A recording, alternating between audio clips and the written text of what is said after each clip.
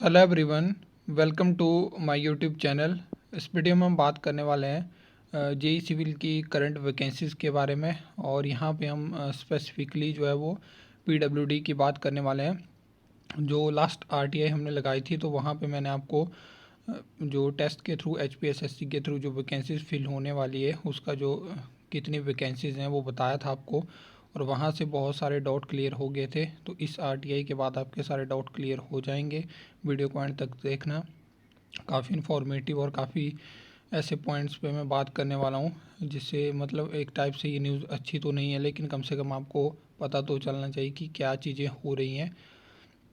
तो अगर हम लेटेस्ट जुलाई की आरटीआई की बात करें तो ये आप देख सकते हो 109 पोस्टें जो हैं वो डायरेक्ट कोटा वाली खाली हैं, और ये स्पेसिफिकली जो हैं वो बैच वाइज भर्ती के लिए हैं, जो कि पिछले बहुत सालों से नहीं हुई है।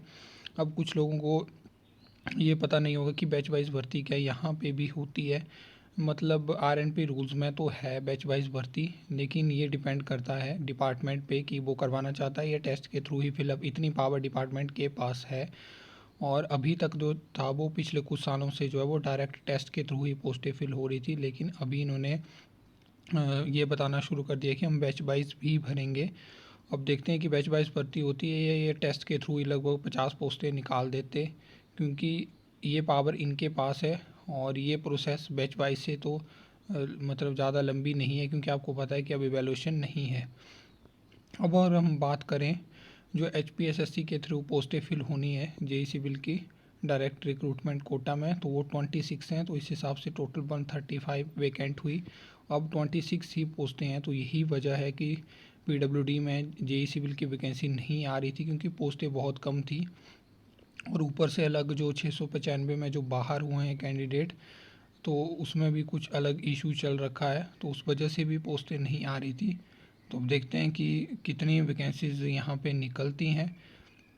अगर हम यहाँ पे बात करें तो ये उससे पहले की आरटी है, ये मई के महीने की आरटी है। तो वहाँ पे मैंने आपको बताया था कि 122 पोस्टें जो है वैकेंट है, लेकिन यहाँ पे सीधा इन्होंने बता दिया था कि डायरेक्ट रिक्रूटमेंट कोटा है और through H P S S C plus plus batch wise है, ठीक है। तो फिर उसके बाद हमें स्पेसिफिकली जो है वो बैच वाइज और H P S S C के लिए अलग अलग आर टी आई लगाई, जो कि आपको नेक्स्ट 2 महीनों में देखने को मिली। तो अभी मैंने आपको बता दिया कि जो बैच वाइज है वो 109 109 सबसे ज़्यादा पोस्टें वैकेंट है।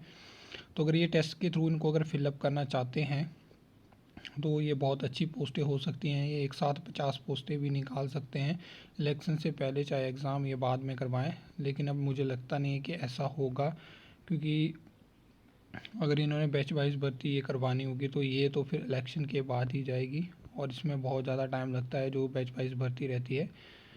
तो अब देखते हैं कि कितनी इसमें टाइम लगता है और क्या ये टेस्ट के थ्रू इसको फिलअप करवाते हैं, क्योंकि जो भी लोग तैयारी कर रहे हैं अब ये टाइम आ गया है कि आपको बोलना पड़ेगा। लेकिन अब सितंबर में एग्ज़ाम भी है, तो उसके बाद जो नेक्स्ट जेई सिविल का एग्ज़ाम है वो दिसंबर है।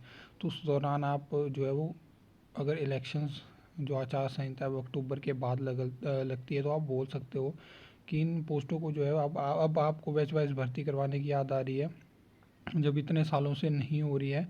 तो आप इनको टेस्ट के थ्रू भी फिल कर सकते हो। तो अब देखते हैं कि क्या होता है। बाकी नई कोई अपडेट आती है तो वो मैं आपके साथ ज़रूर शेयर करूँगा। और आरटीआई जैसे कि एई सिविल की आती है या जेई सिविल की किसी और डिपार्टमेंट में, तो वो भी मैं आपके साथ शेयर करूँगा। तो आई होप आपको ये वीडियो अच्छी लगी होगी, इन्फॉर्मेटिव लगी होगी। तो आप वीडियो को लाइक कमेंट शेयर कर सकते हो, चैनल को सब्सक्राइब कर सकते हो फॉर द न्यू अपडेट्स के लिए।